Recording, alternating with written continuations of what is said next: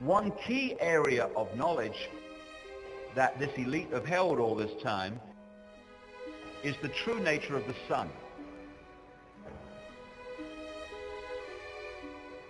All through this period we're talking about, there have been two levels of knowledge in everything. If you read the religious texts, like the Bible and other religious texts, as an initiate of numerology, of the Illuminati codes, etc., you read the text in a certain way and you see what it's really symbolically saying. If you're not initiated into that knowledge, and most people aren't obviously, you read the same text and you are encouraged to take the symbolic literally. So, the same piece of text can be a means of passing on knowledge through initiates and creating prison religions and prison histories for the masses. And in the ancient world, the sun was the same, it still is today. The mass of the people focused on the sun because of its obvious effect on their daily lives, their crops, their lives, heat, warmth, light. But at that level of initiation, which had been passing on this ancient knowledge, they knew the sun was far more than that. They knew that the sun was and is still an incredible generator of energy that is affecting life on Earth second by second. And a great example of what I'm talking about and how it affects us and how the ancients knew about this is a guy called Maurice Cottrell. Earlier on in his life, he did a lot of research into sunspot activity, solar flare activity, these projections of energy from the sun, and he found that they could be put into various cycles. Small cycles, medium cycles, great cycles over thousands of years. Later on in his life, he came across the Maya information left in Central America, the Yucatan, by the Maya people who picked it up from previous people, and again you go back eventually to this extraterrestrial race, or races, emphasis on the races, and they have put together a symbolic and mathematical structure that talks about cycles of human evolution, small cycles, medium cycles, great cycles.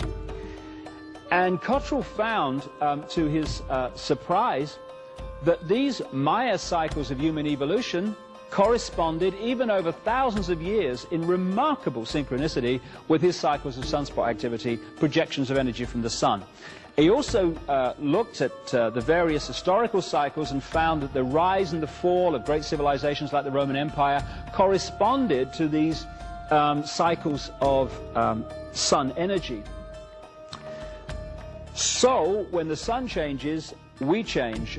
We are encouraged at some points to be open to more aggression or more this or more that. Now, if you know that, and you know that at certain times the mass consciousness is more likely to react in a certain way, then you know, as you're manipulating the world, when to have your wars, when to have your economic collapses. And this is why, as many researchers, not just myself, have established, that these events tend to happen in key years relating to sunspot and sun energy cycles. Therefore, in the ancient world, there was the knowledge of the sun in its true importance, in its true effect, and then there was the mass of the people who just looked at it in a totally different way. And this is why in the cultures of the ancient world you found, again, here a chair from Egypt, a throne from Egypt, a Akhenaten chair, the pharaoh, sun. Gold, the solar color, the solar metal. This is why the obsession was with gold. Also, lions, you find tremendous symbolism of the lion. The lion with its long mane symbolized the sun, which is why it was always there. Here again in Sri Lanka, gold and the sun. Here in Rome, the two lions, the sun, and the disc, the sun. Again, understanding this. Now, here, much more recently, this is the sun chair of George Washington, first president of the United States.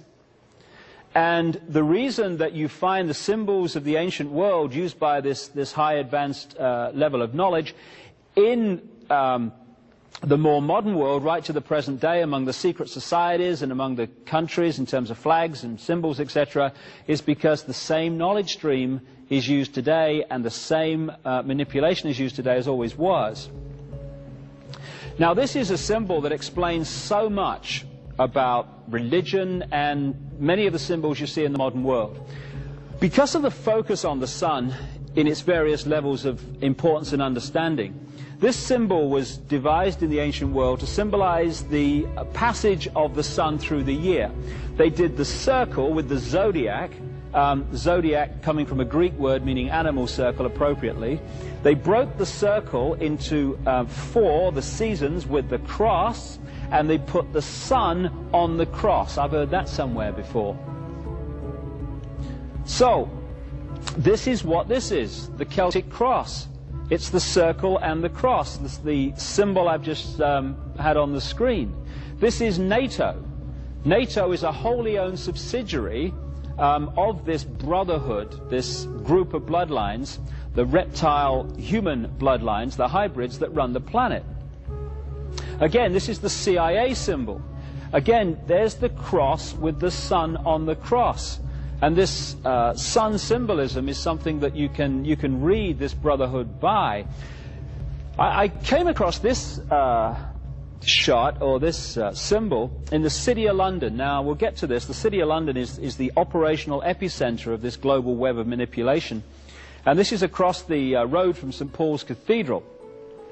And again, you see the same symbolism, and on the center you've got the black sun. Now, the black sun symbolizes 2 things. It symbolizes the negative use of solar energy, and it also symbolizes something that's becoming more and more obvious and people are becoming more aware of. And that's that it's not just the planets that go around the sun in the solar system. This solar system is also traveling around a central point.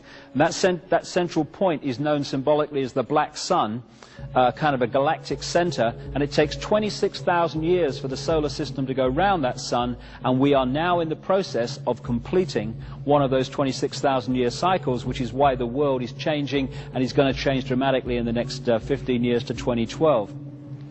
So again, this symbol keeps coming up in the modern world as well as the ancient one. Now, even in the design of cities, which this brotherhood has in the modern world controlled, you see exactly the same symbol.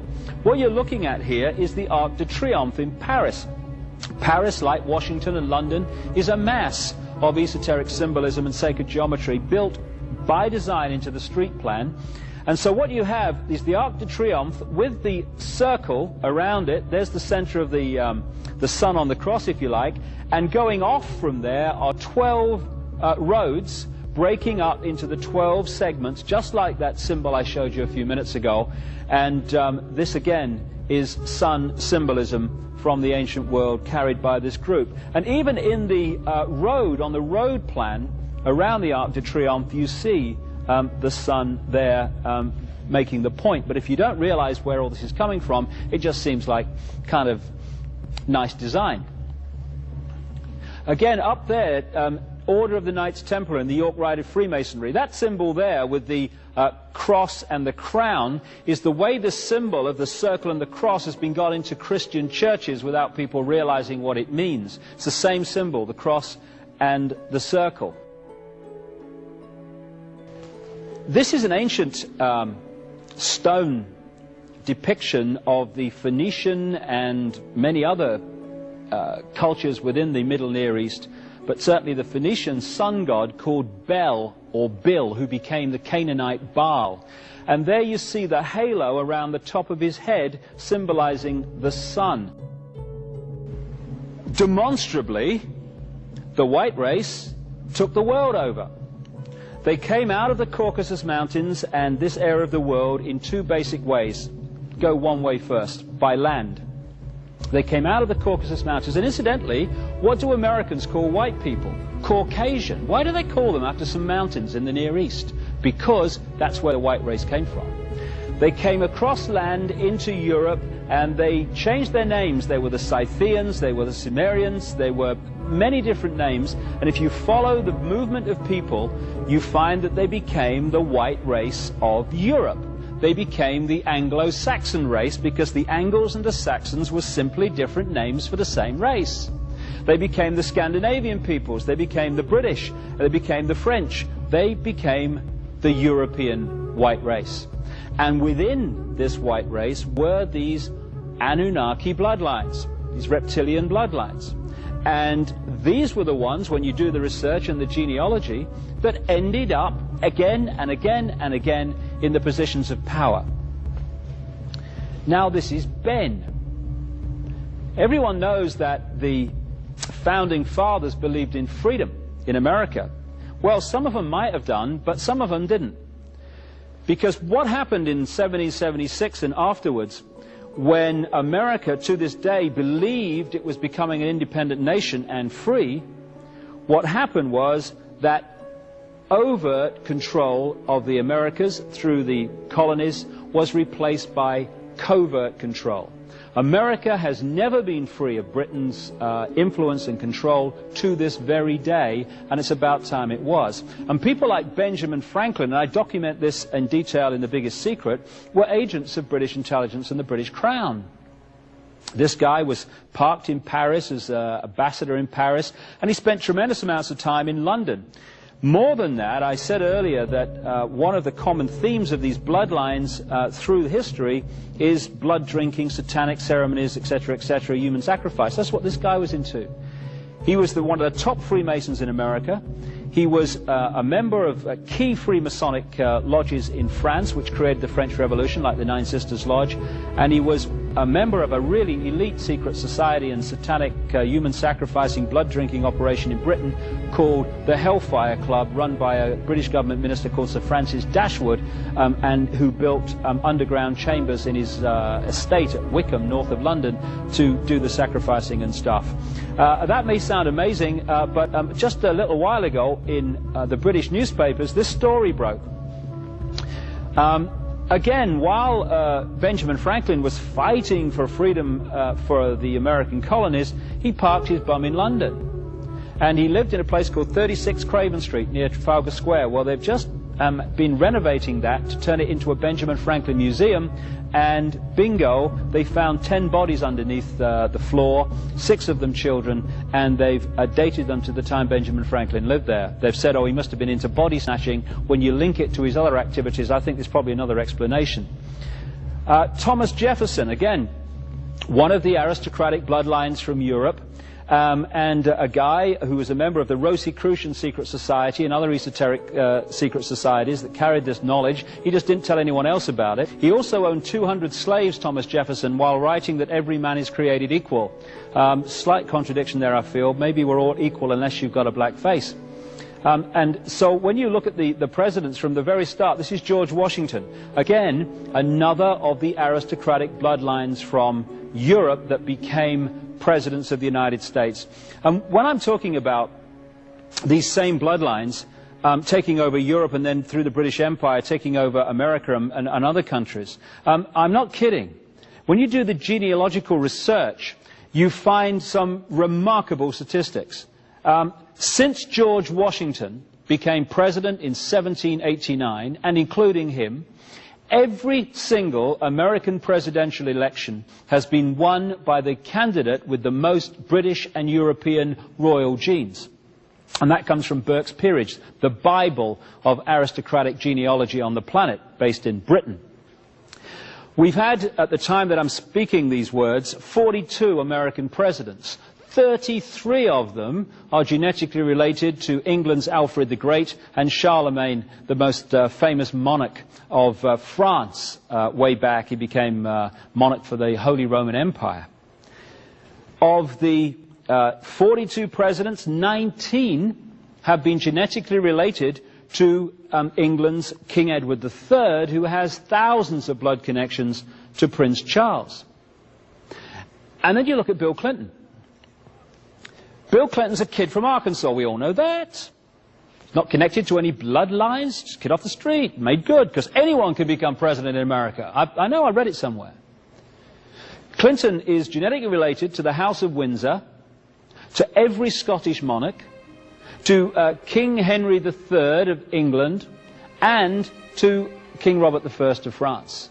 And this is why, because of his bloodline, that he was taken at a very early age and given this scholarship to Oxford University called a Rhodes Scholarship, which is given to bloodline people in the world to go and be indoctrinated into this agenda in Britain, and then they come back, and the ratio of them that become presidents or people in power behind the scenes in their countries is absolutely vast.